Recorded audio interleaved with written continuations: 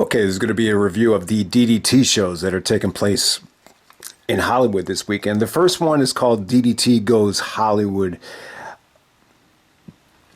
All right, so if anyone's not that familiar with DDT, it's a promotion in Japan. Back in the day, Kota Ibushi, Kenny Omega, I believe even Sami Zayn wrestled over there. And they got a lot of attention around 2009, 2010 with some really, really good wrestling matches. But they're also known, I think, to do a lot of comedy. You know, Omega, from time to time, he does comedy stuff in DDT and PWG back in the day. So this kind of got off to a weird start. It almost felt like a little bit of like a Japanese Chikara type of feel. The first match, we got Chris Brookes, who looked really impressive here, and he's teaming up with there's this doll, and he comes to the ring with their manager to the Undertaker's Ministry of Darkness 1999 theme. I think his name is Yoshihiko, and they're taking on 37 KAMIINA, which is a tag team featuring Mayo and Shunma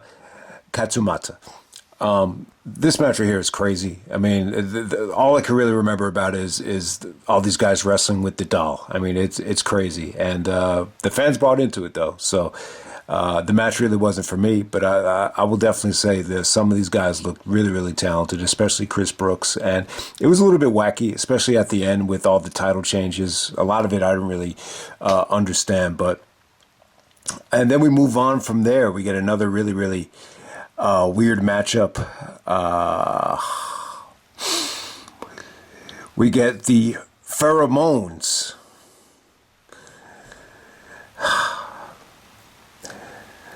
And they're taking on the Takagi army of Michael Nakazawa, who is an agent in AEW. You see him on with Kenny Omega in AEW. He actually came out wearing his AEW dress up, and he's teaming up with Sanshihiro Takagi.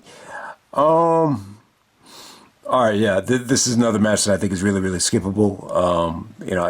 It's 2023, so I don't want to offend anybody, but if you like to watch naked men showing their asses, this is the match for you. If you were a fan of the Christopher Street Connection back in the day in Ring of Honor, you might enjoy this match. But I just thought this got off to a weird start. So the first two matches, very, very weird. I'm not saying that the crowd didn't enjoy it. I'm not saying that it wasn't entertaining, but just not for everybody. It almost felt like a Japanese version of a retarded Chikara, to put it nicely. So third match of the night. God damn it, man! The match order is like I gotta try to put it together like it's a puzzle right here. Okay, so after that you had Andrew Everett teaming up with Nick Wayne to take on Kazusada, Higuchi, and Takeshi Masada. All right, this was really good. This was good. It didn't quite live up to my expectations. I was expecting this to be the main event. I don't know. I guess because it's Nick Wayne, but he's only 17. I guess he still needs to pay his dues. Nick Wayne was able to show, some of his magic out there, but he didn't blow me away like he did against Ospreay. Once you got the hot tag to Everett, Higuchi and Masada pretty much put him away. They used their dominance, their force, and their strikes just to kind of, almost kind of killed his momentum, and I just expected this to be a lot better, more back and forth. Definitely had potential, but, by far the best thing on the show up to that point. All right, so next up you had Saki Akai taking on Vert Vixen.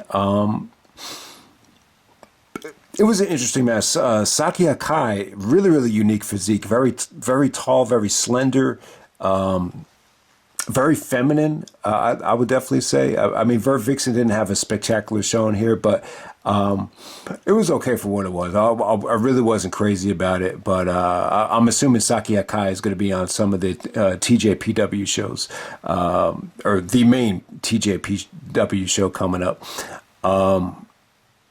Okay, so from there, we got Joey Janella taking on Tetsuya Endo. This got off to a slow start. I thought it was pretty, generic at first, but once this got going, it was pretty damn good. I think one thing you can say about Joey Janela, he always gives max effort. There is a ton of hard hitting suplexes here, very high flying. Just the ending came off great too, with Endo going over with the shooting star press. He got tremendous height on it, so had a good ending. Last couple of the closing seconds were pretty good. It was a little bit dry in the beginning though, but Janella is going to be wrestling Kota Ibushi later on tonight, so we'll see what happens there. All right, so next up we got Eddie Kingston and Jun Akiyama taking on Damnation TA, which is Daisuke, Sasaki, and KANON. With this match right here, I think Eddie actually wrestled. Didn't he wrestle Akiyama back on the AEW pre-show? Yeah, which was a really big moment for him. So this time he gets to end up tagging with him.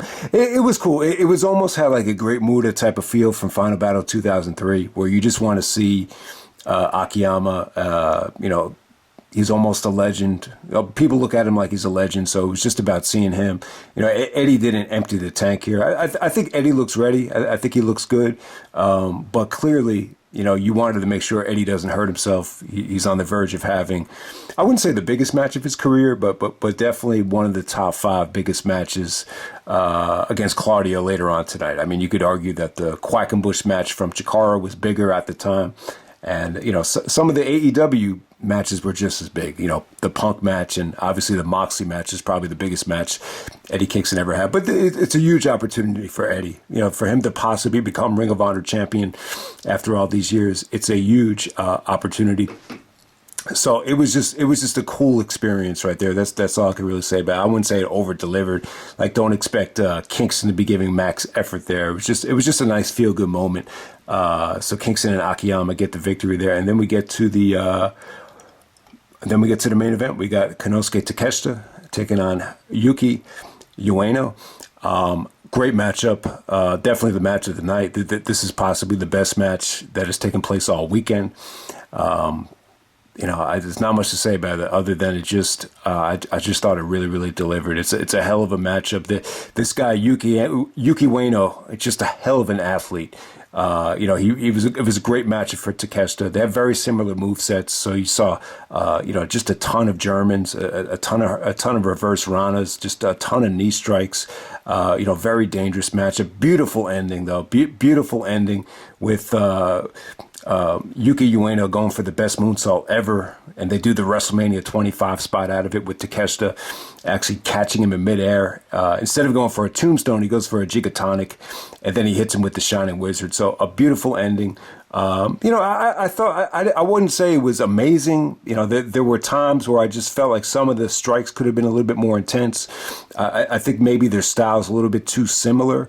But it's still a hell of a matchup. Two great athletes. So great match for Takeshita. If you never heard of Takeshita, it's the same. And I'm sure some people aren't familiar with everybody on the show. I'm not even familiar with most of these guys. But, you've heard MJF call Takeshita Takeshita. And he's been in AEW. And he's had classic matches in AEW and PWG over the last year. So Takeshita is someone that everybody should know by now. And he definitely had the match of the night. Okay, moving on to the GCW versus DDT show. I got to say, it's definitely a skippable show. It had a lot of flaws to it. There were some interesting things. But, the show ran 3 hours, had a lot of competition. It felt like people were moving on to Supercard of Honor or the WrestleCon show. So it kind of had a very dry, very, cold environment. So I had that working against it. And, you would have liked to see more talent on this show.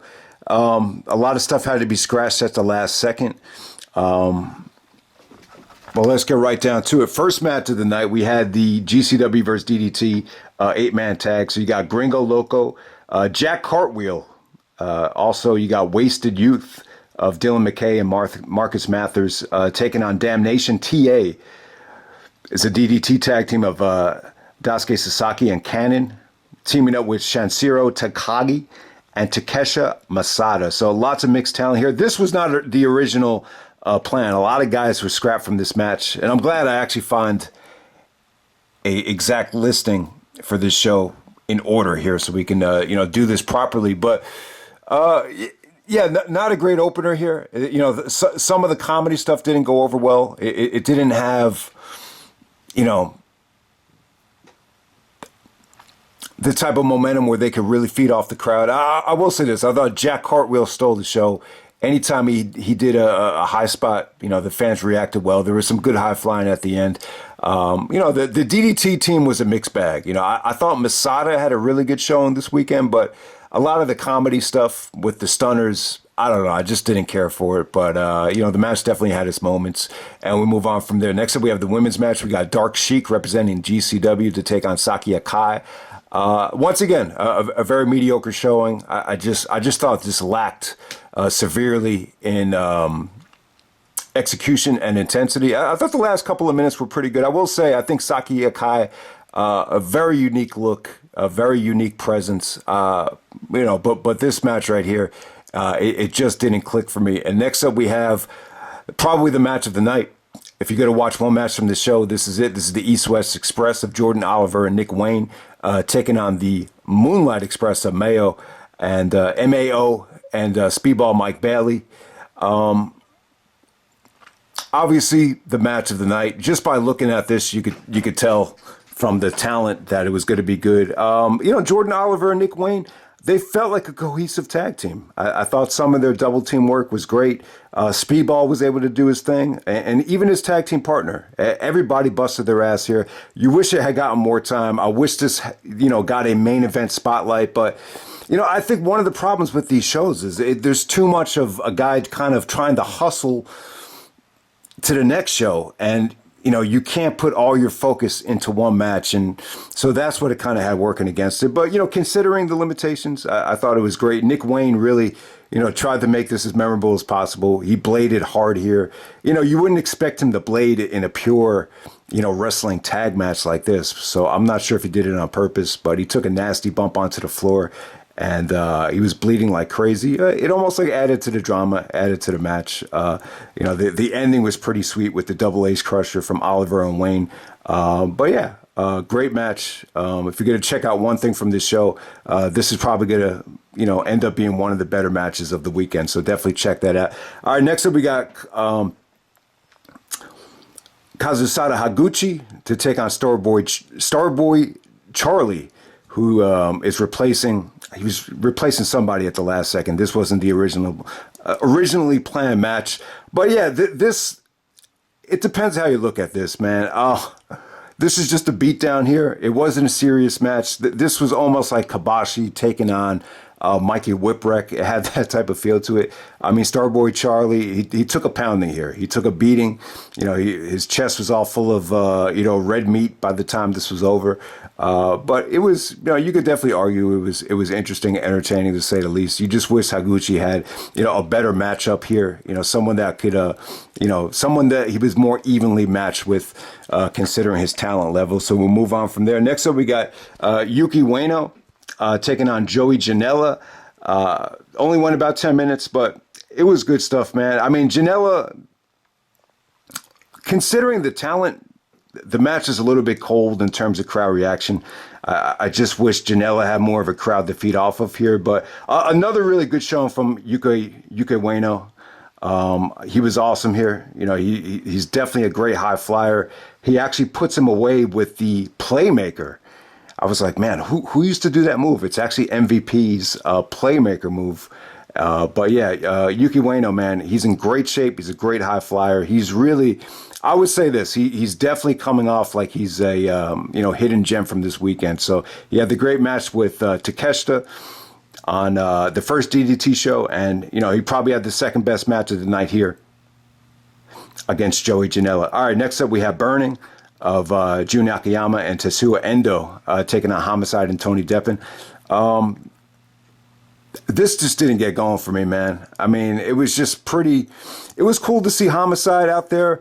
But overall, man, I got to say, very, very lackluster crowd reaction here. I thought Akiyama and Endo, towards the end of this thing, you got to see some really, really hard-hitting offense from them. But, yeah, the Homicide Tony Deppen tag team, it just felt a little bit thrown together for me. It just didn't have the magic of a, Homicide main event from 2006, to be honest with you. And then the end of the show, it really, it's just, the end of the show is just kind of weird, man. So I'll give these guys credit. This is a 6-man tag, and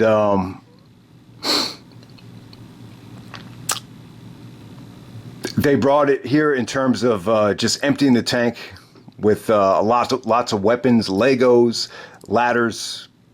I mean, everything you could think of here. I really wasn't in the mood for it, but I'll give these guys credit. They really over-delivered here. So you got the second gear crew of one called Manders, Mance Warner, and Matthew Justice, and they're taking on Chris Brookes, Masuki Watasi, and Shunma Katsumata. All right, let me point this out before I get going. The dude from the DDT team that was dressed up like a clown, he almost broke his neck here. So he had the ladder stuck in between his neck, and then one of the dudes gave him a spear.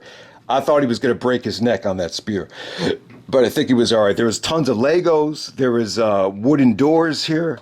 Everything you could think of, and I thought everybody here busted their ass.